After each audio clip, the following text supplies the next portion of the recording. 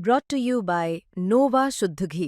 जब जब खाए दिल खुश हो जाए, सदियों का नोवा शुद्ध देसी घी, सपना स्वस्थ भारत का। I love घी घी घी घी घी घी।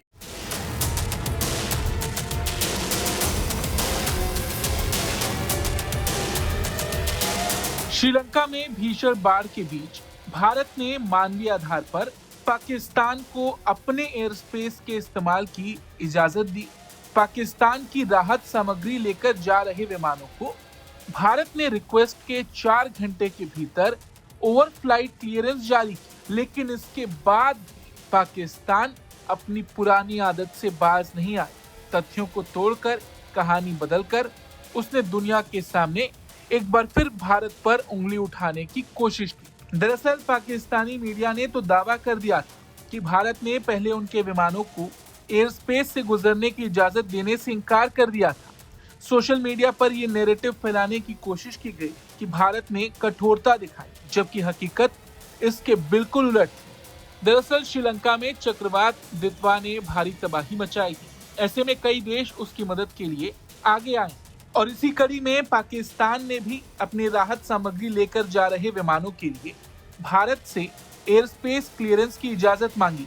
भारतीय अधिकारियों ने साफ कहा कि पाकिस्तान ने 1 दिसंबर को दोपहर करीब 1 बजे भारतीय एयर स्पेस के इस्तेमाल की औपचारिक रिक्वेस्ट भेजी थी। ये उसी दिन के लिए तुरंत मंजूरी की मांग थी, क्योंकि श्रीलंका में राहत सामग्री भेजनी थी। भारत ने मानवीय आधार पर इस रिक्वेस्ट को प्राथमिकता दी और महज 4 घंटे में शाम 5:30 पर ओवरफ्लाइट क्लियरेंस दिया गया। अधिकारियों ने यह भी बताया कि ये मंजूरी सबसे कम नोटिस पीरियड में प्रोसेस की गई थी, यानी दस्तावेज और टाइमलाइन दोनों साफ बताते हैं कि भारत ने तेजी दिखाई, ना कि रुकावट।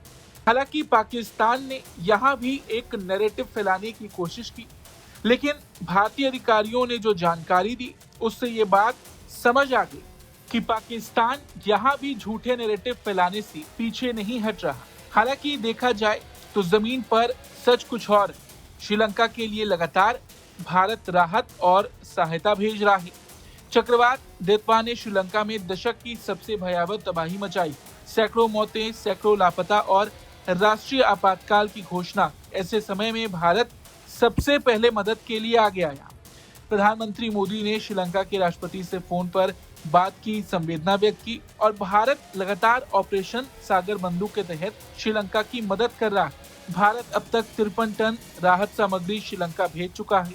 इसमें कोलंबो पहुंचे भारतीय नौसेना के जहाजों से भेजे गए 9.5 टन आपातकालीन खाद्य पैकेट और वायुसेना के विमानों द्वारा पहुंचाई गई 31.5 टन चिकित्सा सामग्री, टेंट, ब्लैंकेट, फूड पैकेट्स और आवश्यक उपकरण शामिल।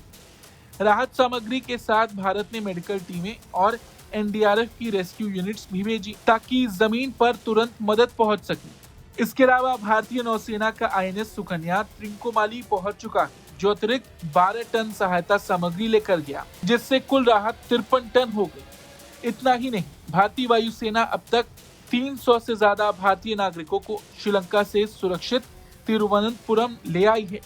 वहीं IL-76 और C-130J विमान जो राहत सामग्री लेकर गए थे, उन्हें भी वापसी में रेस्क्यू मिशन के लिए इस्तेमाल किया गया। तो यहाँ पर तस्वीर साफ, भारत संकट में मदद कर रहा है और पाकिस्तान संकट में भी कहानी मोड़ने की कोशिश कर रहा है। इस खबर पर आपका क्या कुछ कहना है, कमेंट करके जरूर बताएं। Bureau report, Bharat.